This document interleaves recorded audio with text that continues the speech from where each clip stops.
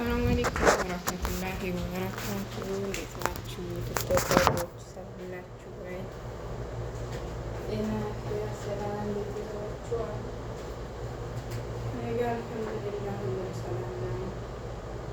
እኔ ግን እናንተዬ ሁሌም ማለት ነው እኛ ሀገር የምንሰራው ነገር ነው የምናጣው ያን አስቤዛው።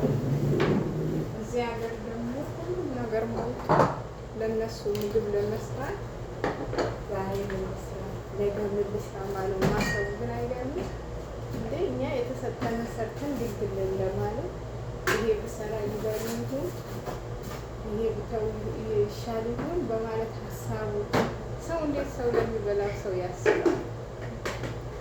የሀብታም ነገር እኮ በጣም ነው የሚከብደው። እነሱ ለሚበሉት እነሱ ሁላቸው ለሚበሉትና ሰው ለሚደሰቱበት ነገር እኛ እናስብላቸዋለን። እኛም በጣም እንዳስበው በቃ ሊሳሳ ሲደርስ ምሳሌ መስራ ጠዋት እንቅልፌ ተነስቼ ቁርስ ሰዓት ቁርስ ምን ልስራ?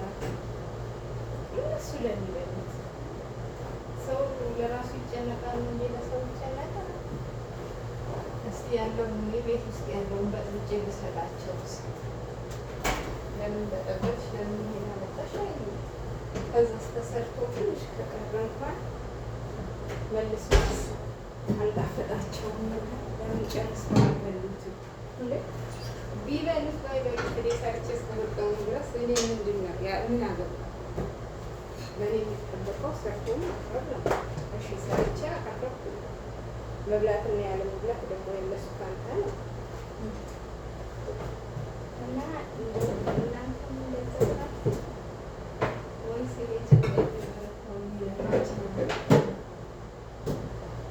አዲስ እረኛ ከብት ያስተኛ የሚባለው እኔ ጋር ነው ያለው። ቤት ውስጥ አዲስ አይደለም፣ ግን ሁሌም ጠዋት በምሰራ ሰዓት ግን አዲስ ነው። አሁን ልስራ ምን ይፈልጋሉ? ምን ብሰራ ይበሉ ይሆናል? እነሱ እኔ ይግራኝ ለኔ እንጂ እነሱ አንድ ጊዜ ውጭ ወጣ ካሉ 10 አይነት ነገር በልቶ ይመጣሉ። እኔ ግን እነሱ ለሚበሉት ጭንቀት፣ መጨናነቅ ምን ያመጣ ውስጥ ንገሩ። ለምንድን ነው የሚጨናነቀው? ቢበሉ ባይበሉ እስከተፋሁን ድረስ እኔ ምን ይመለከተኛል? ይመለከተኛል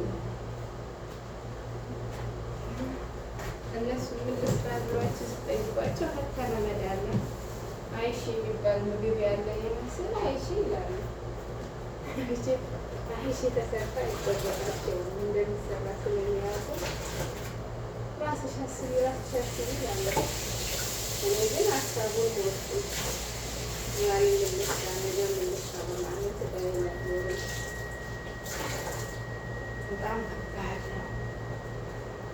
አይሺ የሚባል ነገር ባይኖር ጥሩ ነበረ። ስሙ እንኳን ግን ምንድን ነው በአማርኛ ማንኛውም ነገር እንደማለት ነው። ምንም ነገር ነው ማንኛውም ነገር እንደማለት መሰለኝ።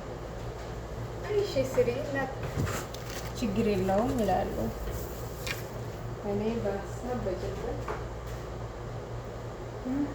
በሉ አንተሉ ይሄ ቢሰራኝ ጥሩ ነው አይደለም በማለት እዳዬን